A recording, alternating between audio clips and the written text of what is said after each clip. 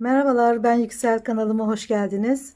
Serin yaz akşamlarında, ilkbahar, sonbahar aylarında hafif üşüdüğümüzde biraz sıcak tutacak, biraz tabii ki çünkü delikli, yazlık bir sıcak aylar için bir bluz. Şimdi ben bunun yarısını ördüm. Diğer yarısını videoda birlikte çalışacağız. Önden açık hırka şeklinde bir giysi değil, bildiğimiz normal bir bluz. Şu kısımdan bir tane daha ördüğümüzde karşılıklı gelecek. Ve çok güzel bir görüntü oluşturuyor yan yana geldiği zaman. Şimdi bundan pek bir şey anlamayabilirsiniz. Şöyle çizgi olarak da göstermeye çalışayım. Böyle iki tane parça. Duruş bu şekilde. Biz bir kısmını ördük. Şimdi diğerini öreceğiz. Şu desenler bende 9 tane. 4 numara tığ kullanıyorum. 4 milimetre tığ. Koton ip kullanıyorum. Şöyle göstereyim. İnci koton. Ben bu ipleri çok kullanıyorum.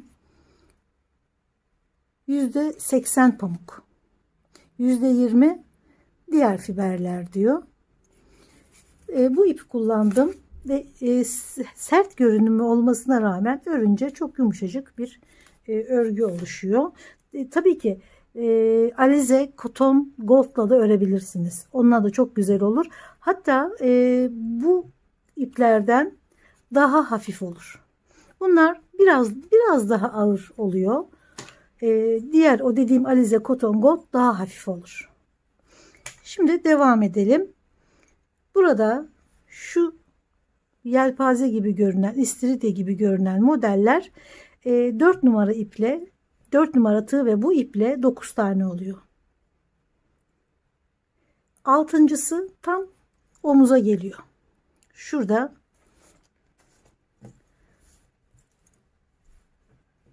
bir, iki, üç, dört. Sonrasında şurada üçüncüden sonra yaka başlıyor.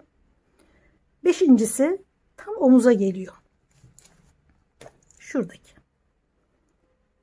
Burada da 4 tane, burada da 4 tane, toplam 9 tane dilim var. Farklı iple, farklı tığla örerseniz, yani küçük olursa desen fazlalaştırabiliyoruz. Yalnız tam omuzdaki bu şekilde durması gerekiyor. Şu görüntüyü şimdi bozarsak, bir tane arttırırsak, eğer bir desen arttırırsak böyle gelir. Yani 10 tane desen olur. 5'i bir tarafta, 5'i bir tarafta olur. Şurada olmaması lazım. Yani şu şekilde olmaması lazım. Mutlaka bir tane desenin omuzu bu şekilde kaplaması gerekiyor. O yüzden arttırmamızı şu 20 ilmek üzerinden, şu desen 20 zincir diyelim. Her birine 20 zincir düşünürsek zaten tamamı 180 zincirden oluşuyor. 180 tane zincir çekeceğiz. 180 tane zincirin üzerine de 180 tane sık iğne öreceğiz. Deseni arttırdığımızda bir tane arttıramıyoruz.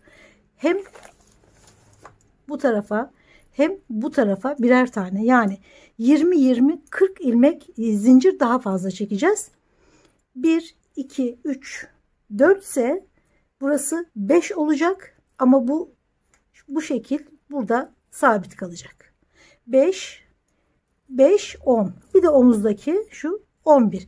Yani 9'du, 11 olacak desen sayısı. Arttırırsanız eğer. Yani daha ince iple örerseniz ya da örgü elinizden daha küçük çıkıyorsa bu şekilde 2 desen arttırarak buradaki deseni omuzda sabit bırakarak büyütebilirsiniz. Zaten enine doğru öreceğimiz için buraları istediğiniz kadar genişletebilirsiniz.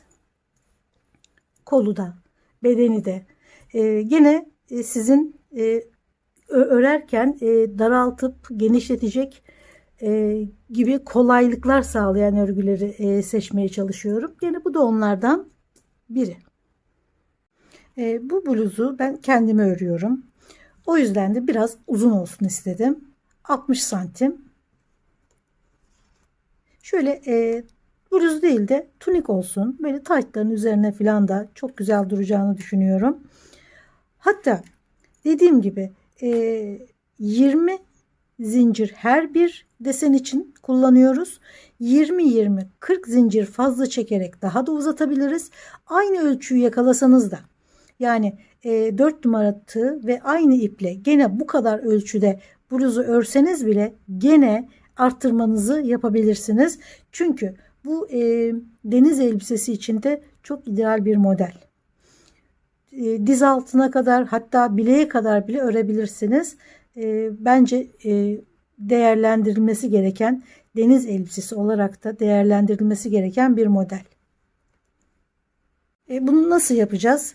Elimiz ne kadar çıkartıyor? Bu 9 tane desene kurarsak 180 ilmek zincir atarak kaç santime ulaşacağız? Bunu öğrenmek için önce zinciri çekeceğiz. Bol bol çekeceğiz ama sakın sıkı sıkı bir zincir çekmeyin. Bol bol zincir çekiyoruz. Sonra ölçüyoruz. Kaç santim geliyor?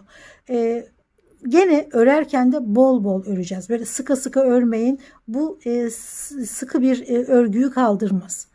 Bu gevşek, ipi kendi haline bırakarak örülmesi gereken bir model.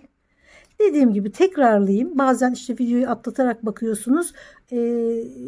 Başka ipler söylüyorum arada. Alize, Koton, Gold'la da çok güzel bir model çıkabilir. Onunla değerlendirebilirsiniz. Ya da öyle hafif ama kalın iplerle de çok güzel örgüler olabilir. Şimdi diğer parçayı örüyorum. Gene 180 zincir çekiyorum. Üzerine 180 tane sık iğne örüyorum.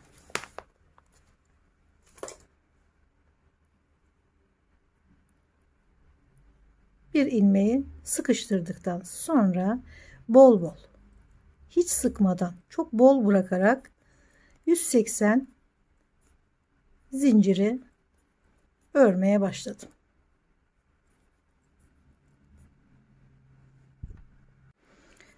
...180 zinciri ördüm. Şimdi bluz 60 santimdi. Tabii ki yarısı. 60-60, 120 santim. Burada da 120 santim zincirim var.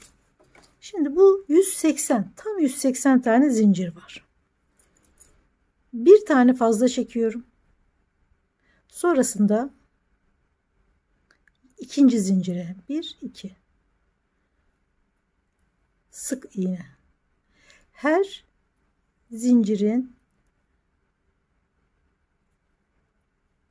üzerine bir sık iğne örüyoruz. Bol bol örüyoruz, hiç sıkmadan. Dökümlü, tiril tiril bir örgü olması için sıkmadan bol bir şekilde ipi kendi haline bırakıyoruz.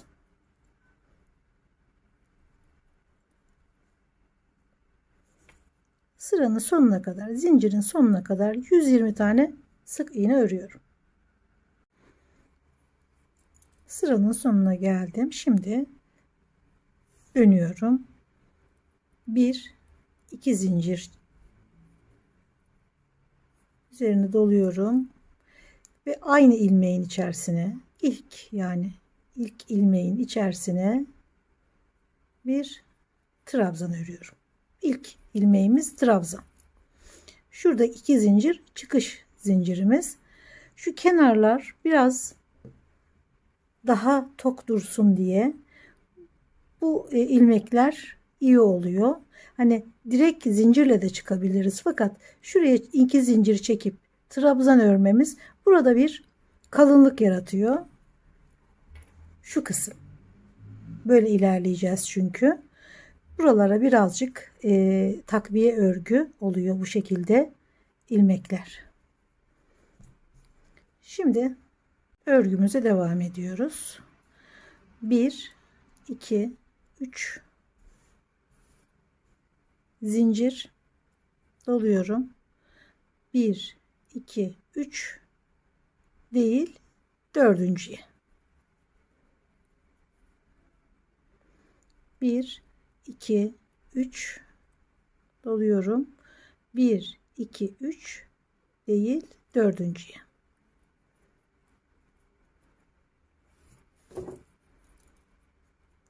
1 2 3 zincir, 1 2 3 ilmek atlıyorum, dördüncüye. Şuradaki iri kafesleri örüyoruz.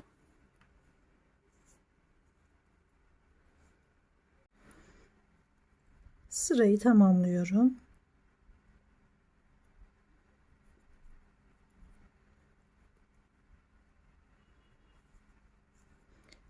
Şimdi 1 2 3 4 5 zincir örgüyü çeviriyorum. Kafeslerin şu 3 zincirinin tam ortasına sabitliyoruz.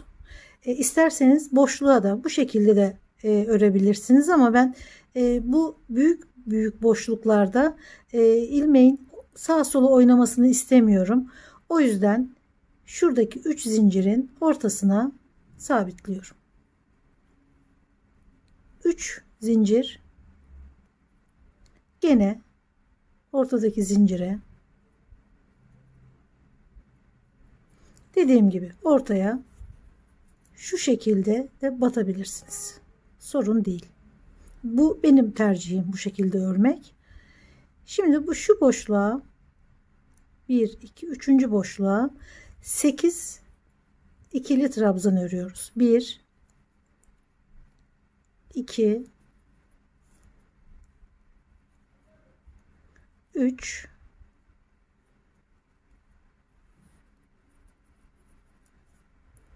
4 5 6 7 ve 8. 5 zincirle döndük. Ortadaki zincire sık iğne, 3 zincirle gene ortadaki zincire bir sık iğne. Sonrasında 1 2 3 4 5 6 7 ve 8 tane ikili trabzan ördük. Sonra diğer kafesin üzerine sık iğne ile bağladık. 1 2 3 zincir, gene ortadaki zincirin üzerine bir sık iğne. 1 2 3 gene ortaya 1 2 3 bir tane daha,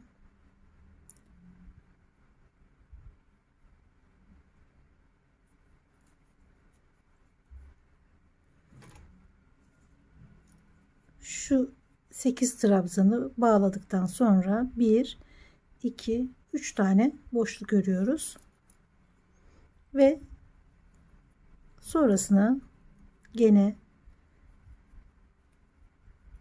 8 trabzan.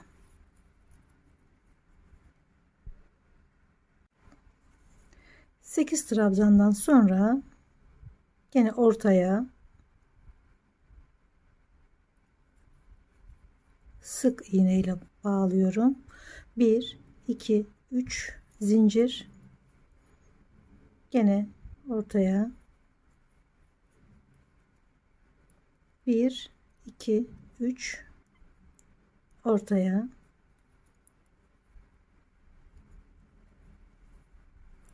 1 tane daha,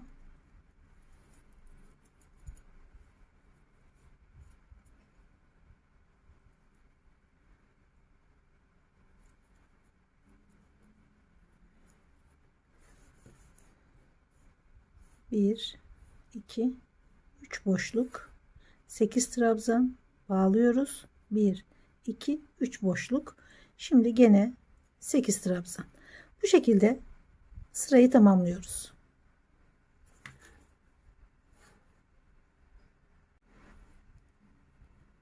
Sıra sonuna geldim.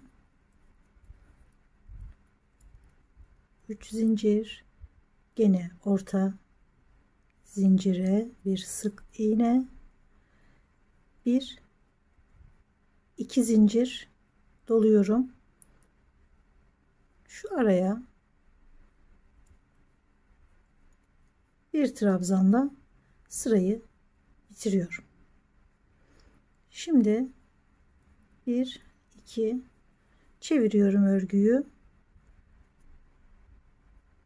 Aynı ilmeğin içerisine bir sık iğne. 1 2 3 zincir, gene ortaya 3 zincirlik boşluğun ortasına bir sık iğne, bir zincir. Şimdi bu 8 tane trabzanın her birinin üzerine tekrar trabzan ama aralara bir zincir.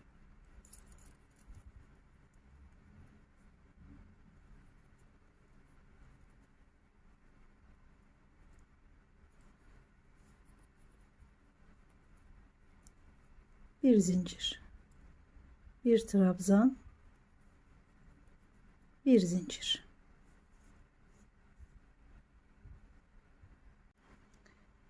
Bir, iki, üç, dört, beş, altı, yedi, sekiz. Bir zincir, gene ortaya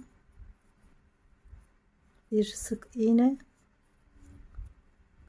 bir, iki, üç zincir, ortaya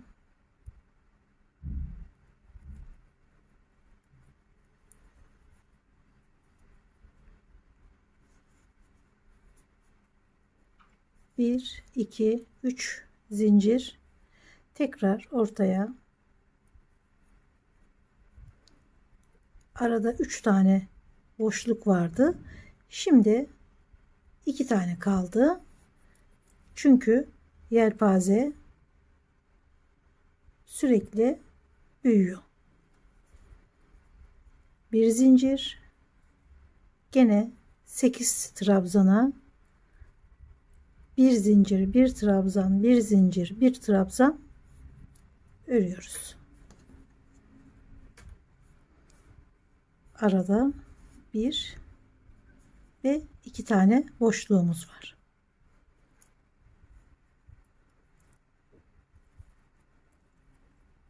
Sırayı bu şekilde tamamlıyoruz. Bir zincir, boşluğa ortadaki zincire bir sık iğne, 1 2 3 zincir. Şurada zincirle döndüğümüz boşluğun başlangıcındaki birinci zinciri atlıyoruz. İkincisine bir sık iğne.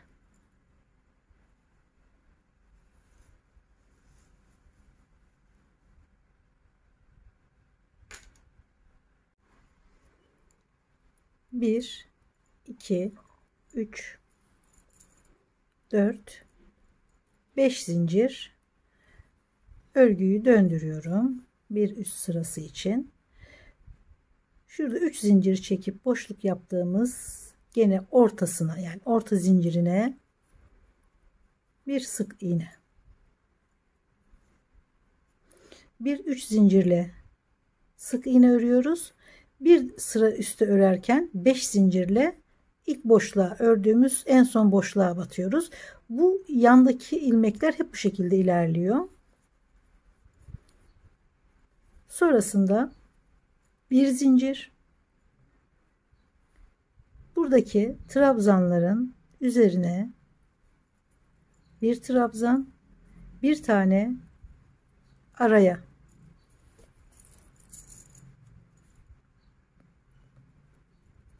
bir trabzanın üzerine bir araya boşluğa,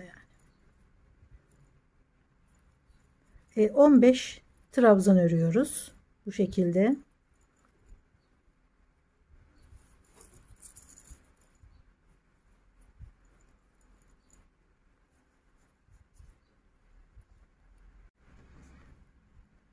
1, 2, 3, 4, 5, 6, 7, 8, 9, 10, 11, 12, 13, 14 ve 15. Trabzandan sonra bir zincir, gene boşluğa bir sık iğne ile örüyoruz.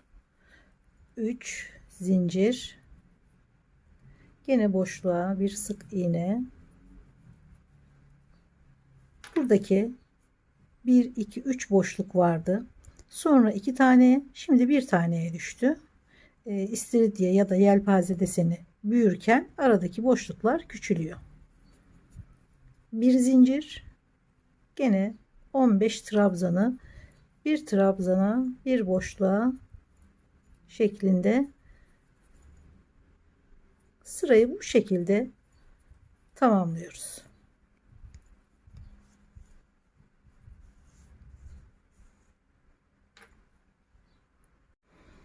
Sıra sonunda trabzanlardan sonra bir zincir, boşluk orta zincire bir sık iğne, 2 zincir, başlangıç ilmeğin içerisine bir trabzan.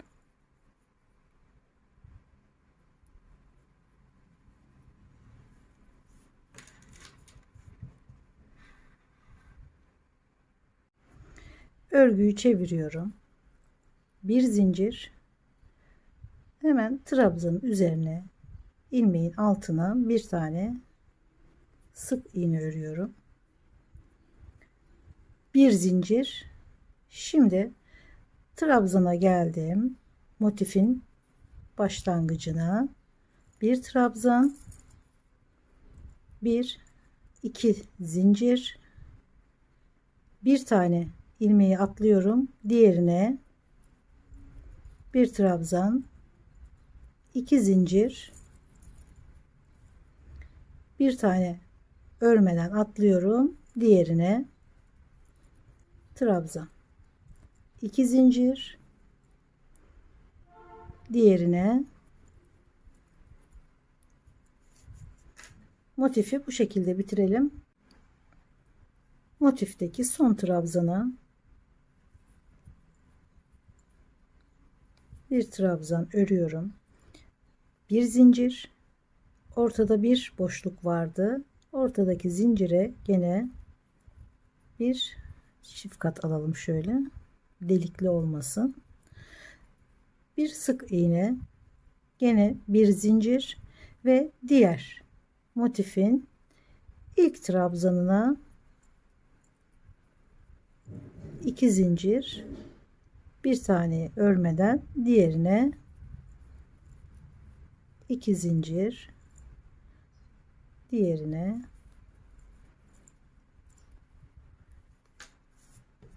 Modeli bu şekilde sıra sonuna kadar örmeye devam ediyoruz.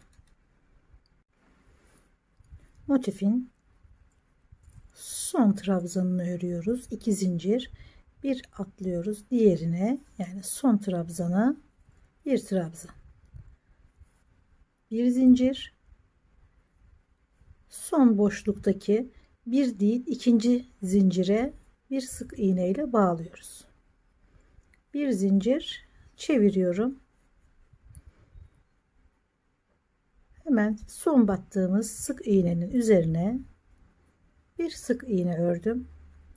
1 2 3 zincir, hemen dibindeki başlayan boşluğa bir sık iğne. Yan tarafa geçiyorum. 1 2 3 zincir, aynı boşluğa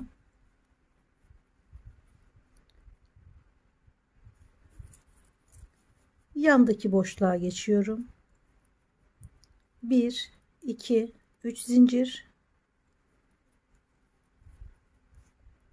tekrar yandaki boşluğa 1 2 3 zincir, aynı boşluğa bir sık iğne. Her boşluğun içerisine bir sık iğne, 3 zincir, bir sık iğne örerek motifin sonuna kadar geliyoruz. 8 tane ördük. Motifin ortasında motif bittikten sonra bağlayıp tekrar motife başladığımız noktada iki yanda şey var, boşluk var. O boşluğu da gene aynı şekilde örmeye devam ediyoruz. Boşluğa geçiyoruz.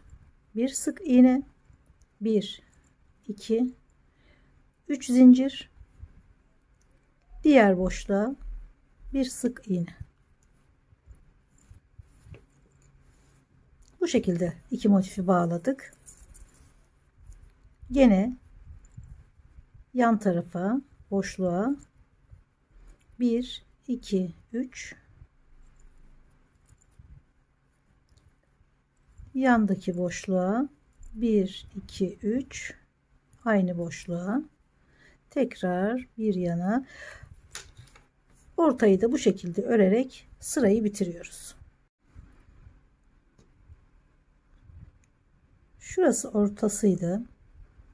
1 2 3 4 5 6 7 tane ördükten sonra diğer motifin ortasına geldik. Şuradaki boşluğa bir sık iğne ördüm. 3 zincir, diğer boşluğa yine bir sık iğne.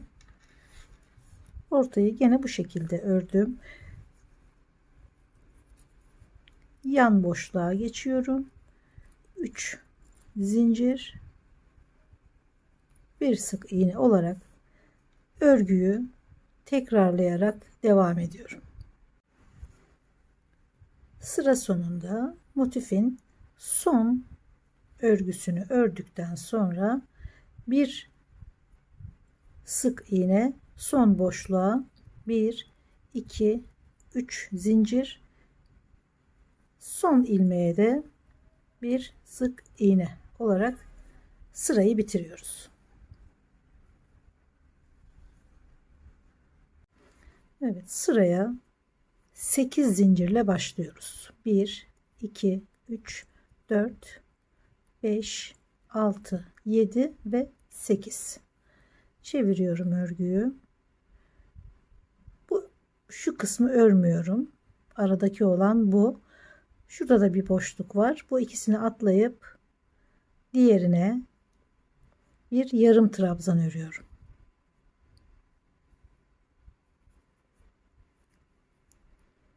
Bir, 2, 3, 4, 5 zincir. Buna değil, diğerine bir sık iğne. 1 2 3 4 5 zincir, gene yarım trabzan,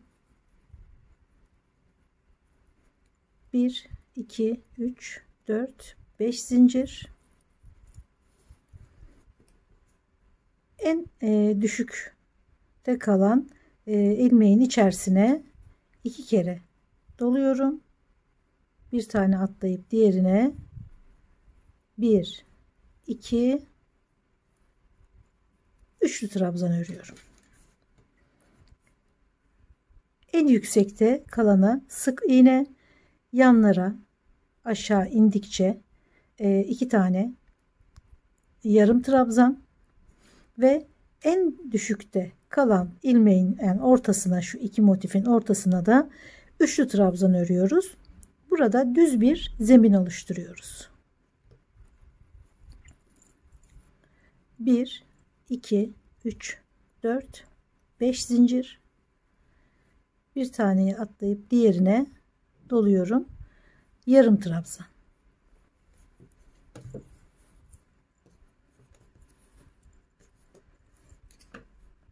Şimdi şurada en tepe noktasına sık iğne, 1 2 3 4 5,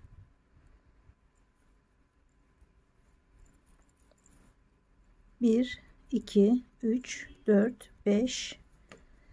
Şimdi biraz desenin aşağısına doğru iniyoruz. Bu sefer yarım trabzan.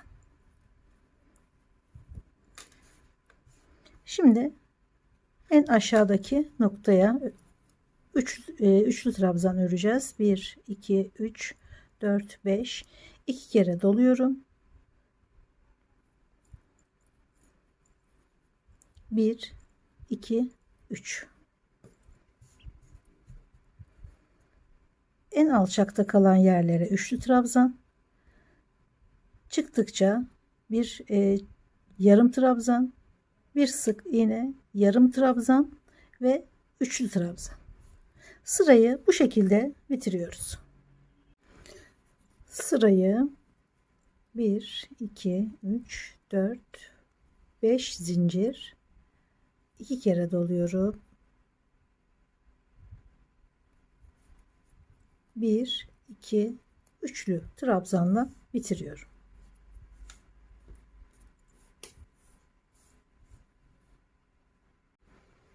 Sıraya 1, 2, 3, 4, 5 zincir çekerek başlıyoruz. Ben şimdi gene zincirin şuradaki 5 zincirin ortasına bir sık iğne, 1, 2, 3, aynı noktaya, aynı ilmeğin içerisine bir sık iğne daha. Şimdi artık file bölümünü, file görünümlü bölümü örmeye başladık. 1, 2, 3, 4, 5 zincir. 5 zincirin ortasına 1, 2, 3 zincir, aynı ilmeğin içerisine bir sık iğne daha. Motif örgüsü bitti. Bu son sırasıydı. Bunun üzerine bu şekilde file örgü örerek devam edeceğiz. Ben şu 5 zincirin ortasındaki zincirin içerisine batarak örmeyi tercih ettim. Denedim. Şöyle boşluğa batarak örersek örnek yani model kabalaşıyor. Örgü kalınlaşıyor. Gerçekten baya bir kaba örgü oluştu. Ama zincirin içine batarak örersek çok güzel, ince ve deseni çok ortaya çıkartan net bir şekilde deseni görebiliyorsunuz. Öteki türlü boşluğa batarak ördüğümüzde örgüyü çok kalınlaştırıyoruz. Bir de çok karışık görünüyor. Gerçekten bayağı fark ediyor. Hani bir batış şekli bu kadar mı değiştirir? Değiştiriyor gerçekten. Hatta deneyip görebilirsiniz. 1, 2, 3, 4, 5. Ama örmesi kolay. Şöyle boşluğa batıp 1, 2, 3 zincir. Gene aynı boşluğa batıp bu şekilde de örebilirsiniz. Ben bunu tercih etmedim. Bu çok daha güzel. Deseni çok net bir şekilde görüyoruz böyle ördüğümüzde. Bu çok kabalaştırıyor ve karışık gösteriyor deseni. O yüzden ben bunu sevmedim. Denedim çünkü. Sevmediğim bir şeyi de öremiyorum. O yüzden modelleri ben genelde bilinen modelleri bile kendi görüşüme göre değiştiriyorum. Hangisi hoşuma gidiyorsa o şekilde değiştiriyorum. Zincire battım. 1, 2, 3 zincir. Aynı ilmeğin içerisine bir ilmek sık iğne daha. 1, 2, 3, 4, 5 zincir. Tam ortadaki zincire 1, 2, 3. Alışana kadar bu ortadaki zincire batmak size zaman kaybettirebilir örerken. Sonradan eliniz alışıyor. Tabii ki boşluğa batarak örmek çok daha kolay. Ama isterseniz öyle örün, isterseniz böyle örün. Bu da kaybettiğiniz zamana değecek bir görüntü oluşturuyor. Örgü çok düz oluyor, kabartısız ve çok net gözüküyor gerçekten. Ben sırayı bu şekilde devam ediyorum. Sıranın sonunda son boşluğa 1, 2, 3. zincire 1, 2, 3 zincir, aynı zincirin içerisine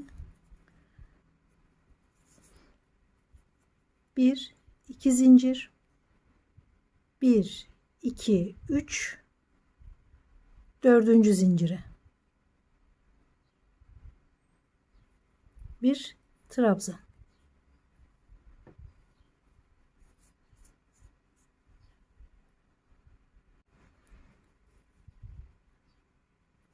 bir 2 3 4 5 zincir, örgüyü çeviriyorum. Bu desenden sonraki boşluğa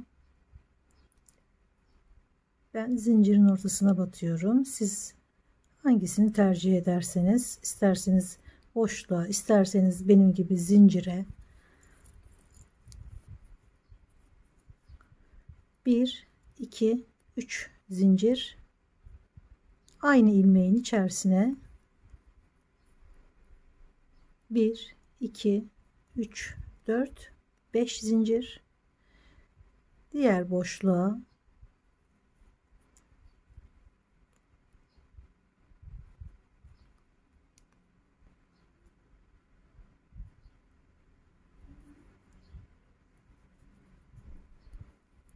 1 2 3 zincir, aynı ilmeğin içerisine bir sık iğne,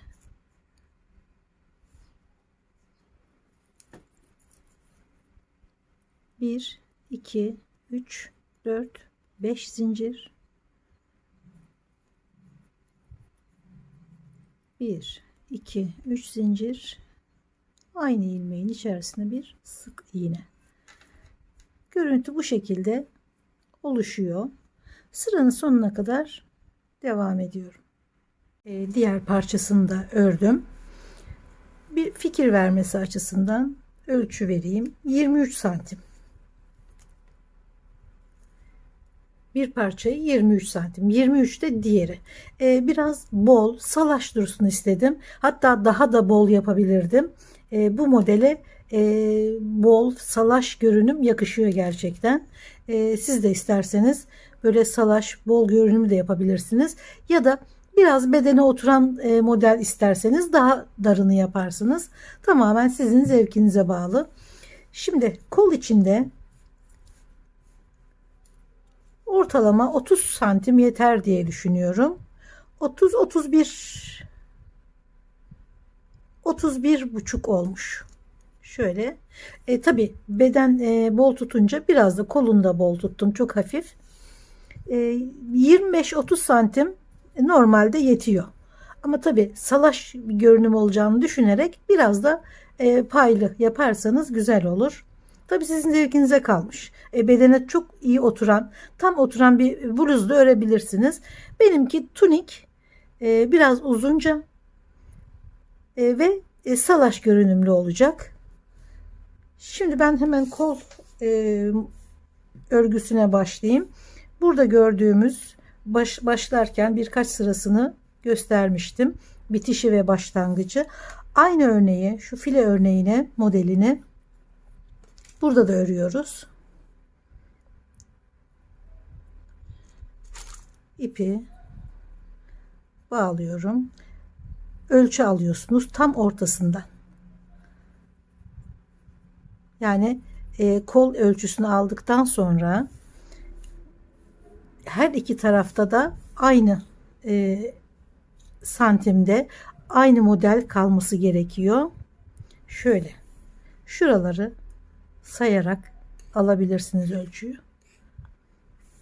Her iki tarafta desenlerin sayısı aynı olmalı.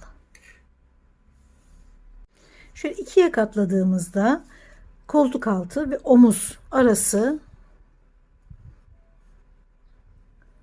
22 santim. 21,5-22 santim. Şöyle bir ölçüde almışım işareti. 20-25 santim zaten normali. Yani en küçük beden 20 santim yetiyorsa ondan sonrakilerde bedene göre daha fazla yapabilirsiniz ölçüsünü. Tamamen hangi beden giyiyorsunuz ya da kol ölçünüz nedir? Önce kolunuzu ölçeceksiniz. Çünkü bu konfeksiyon değil. Tek tek ölçerek yapıyoruz. Kol en geniş yerinden kolunuzu ölçüyorsunuz.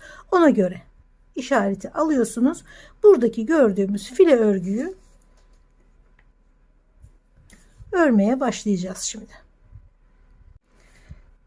Şuna dikkat edelim. İpi en son burada kesmiştik. Burada bitmişti. Bu tarafa doğru öreceğiz. Ona dikkat edelim. İpi taktım ve böyle örüyorum. Çünkü bir gidiyoruz, bir geliyoruz. Buralarda bir ters bir yüz, bir ters bir yüz görünüm oluşuyor. Bu örüntüyü de bozmamamız gerekiyor. O yüzden ipi burada bitirdik. Yani kestik. Eğer kesmeseydik böyle örecektik. Aynı şekilde şimdi böyle örüyoruz. Bu görüntünün devamlılığı açısından. Şöyle bir ilmek alıyorum bağladığım ipten. 3. Önce bir sık iğne alalım. Biraz dokusunu kalınlaştıralım örgünün. Sonra 1, 2, 3, 4, 5. Burayı aynen şu kenarları ördüğümüz gibi.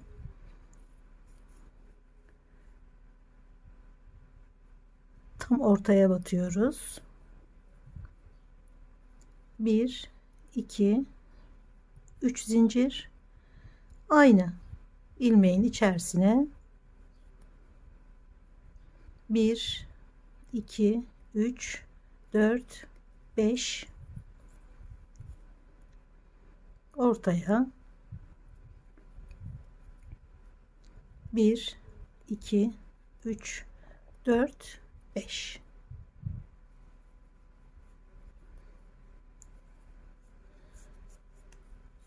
İşaretlediğim yere kadar böyle örüyorum. İşaretli ilmeğe kadar geldim. 1, 2, 3, 4, 5 zincir. Son desenin üzerinden de atlayıp şöyle işaretli olan boşluğa geldim. Bir sık iğne ile.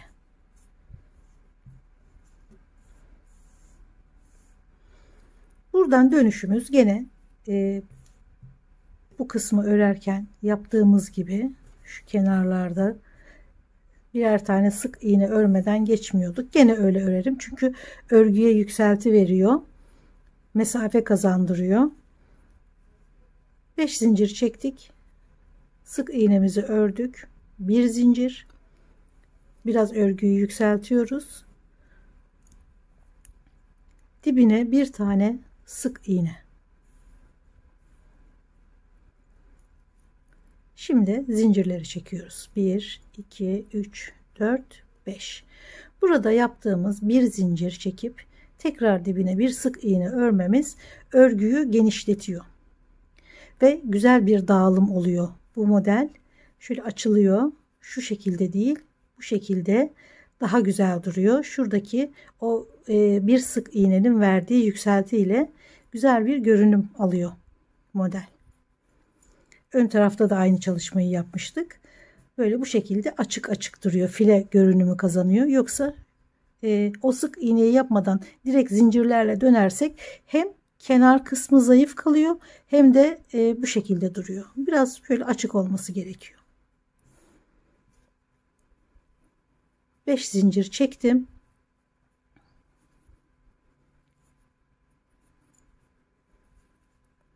Ortaya az önce çektiğim 5 zincirin üzerine boşluğa 1, 2, 3 aynı boşluğun içerisine bu şekilde örgülerle 5 devam ediyoruz. Gene yandaki boşluğun ilmeğine 1, 2, 3 aynı ilmeğin içerisine diğer sıraya kadar devam ediyorum. ipi bağladığımız noktadayız. Şurası başlangıcımız. 1, 2, 3, 4, 5 zincir. Ortaya sık iğne. Bir zincirle dönüyoruz. O zincirin hemen dibine bir sık iğne. 1, 2, 3, 4, 5 zincir. Son çektiğimiz şuradaki 5 zincirin ortasına batıyoruz. 1, 2, 3.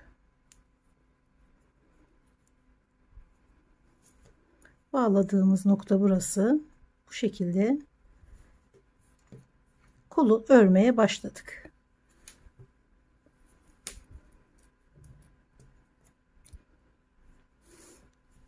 Bu sıraları tekrar ederek istediğiniz uzunlukta kolu örebilirsiniz.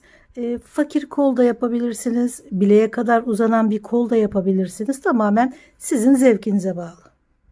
Şimdi parçaları birbirine birleştireceğiz. Ben bir tarafı dikerek birleştirdim. Şimdi diğer tarafı bunu farklı bir şekilde de örebilirsiniz. Ben her iki parçayı da ayrı ayrı örerek yapmayı tercih ettim. Bunu ördükten sonra bir tanesini şuradan ipi takıp sık iğne örerek, sadece sık iğne örerek şurada birleştirdim. Şuraya kadar, yani yakanın en son birleştiği yer ve yakanın başladığı yere kadar sık iğne örerek gelip sonrasında şu açıklığı sadece zincir çekerek, yani şurada ve şuraya kadar, sırtın bağlandığı yere kadar şu bölümü zincir çekerek örebiliyoruz. Ne kadar ilmek sayısı varsa o ilmek sayısı kadar zincir örüyoruz. Sonrasında arka sırt ortasına bağlıyoruz. Gene sık iğnelerle diğer uca kadar örüyoruz. Sonra bu sık iğnelerin ve ördüğümüz zincirin üzerine nasıl ördüysek birini, diğerini de aynı şekilde örüyoruz. Yani hemen o sık iğnelerin üzerine kafesleri örerek diğer parçanın sırasına başlıyoruz. Hiç bu şekilde dikmeye gerek kalmıyor o şekilde örünce. Ama ben gene de bu şekilde örmeyi daha kolay buldum ve o yüzden de böyle ördüm. Diğer tarafı diktiğim gibi şimdi bu tarafı da dikiyorum. Gayet basit. Arka tarafından şöyle biraz iplik yürütelim. Bir tane de sıkılaştıralım. Görünen parçayı da içinden yürüteceğim.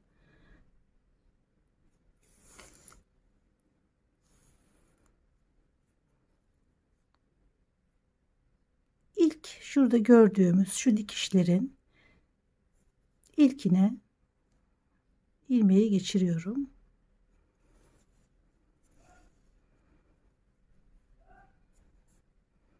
Sonrasında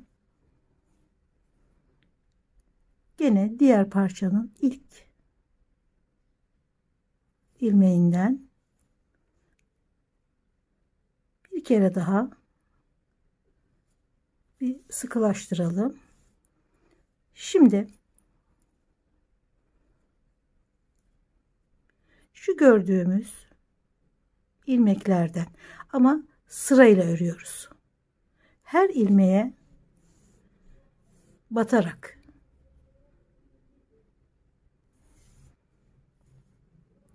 hiç sıkmıyoruz. Gayet gevşek bırakıyoruz.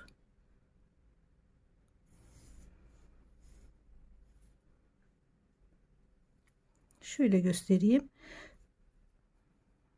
Burada her ilmek karşılığında olması gerekiyor. Tam birbirine bakacak şekilde olacak her iki tarafta. O yüzden her bir ilmeğe atlamadan batarak dikiyoruz. Her diktiğimiz ilmekler birbirinin tam karşısında olan ilmekler olacak. Yoksa model kayar.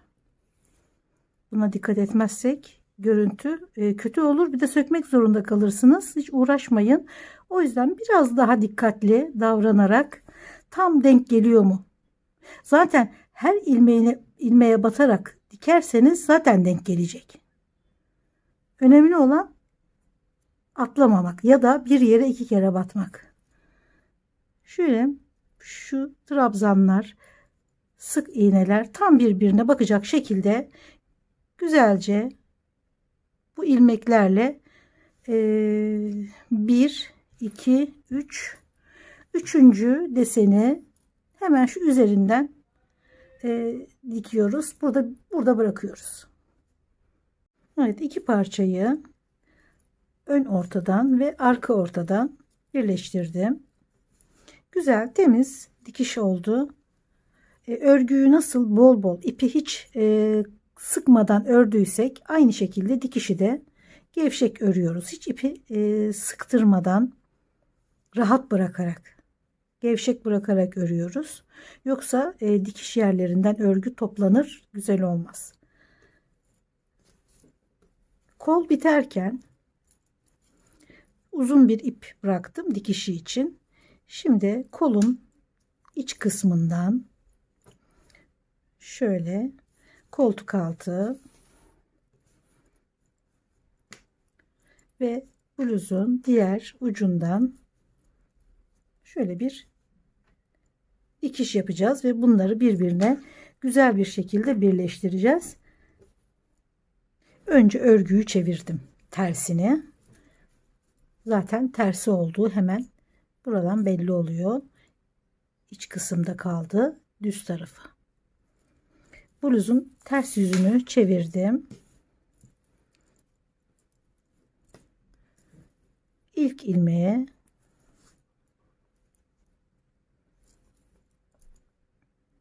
şimdi buradan belli olacak zaten. Şu örgünün başladığı yerler koltuk altı.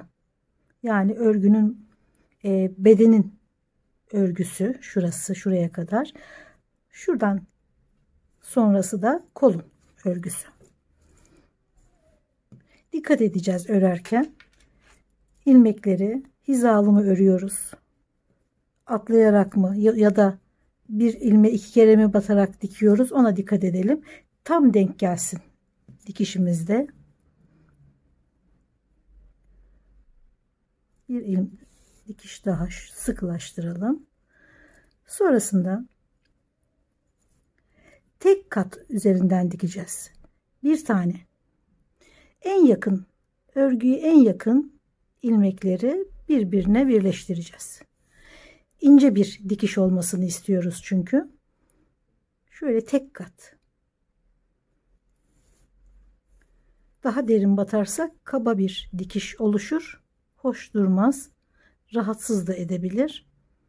Şöyle birbirine en yakın ilmekleri ve karşılıklı. Biraz diktikten sonra hep kontrol edelim. Şöyle bakalım. Kontrol ederek güzel bir dikiş olmasını sağlayalım. Bu şekilde dediğim gibi kol ve bedeni örerek diğer uca kadar dikiyorum. Evet, dikiş işi de bitti. Ortaya çok güzel, çok zarif bir tunik çıktı. Yani biraz uzun ördüğüm için tunik diyorum. Daha da kısa örebilirsiniz. Daha da uzun örebilirsiniz. Hatta elbise bile yapabilirsiniz deniz için. Gerçekten çok güzel olur. Buna da müsait bir model. Ben çok beğendim. Umarım siz de beğenirsiniz. Videolarımı beğeniyorsanız, bundan sonrakileri de izlemek isterseniz beğenmeyi ve abone olmayı lütfen unutmayın. Sağlıkla kalın. Başka daha güzel ürünlerde görüşmek üzere. Hoşça kalın.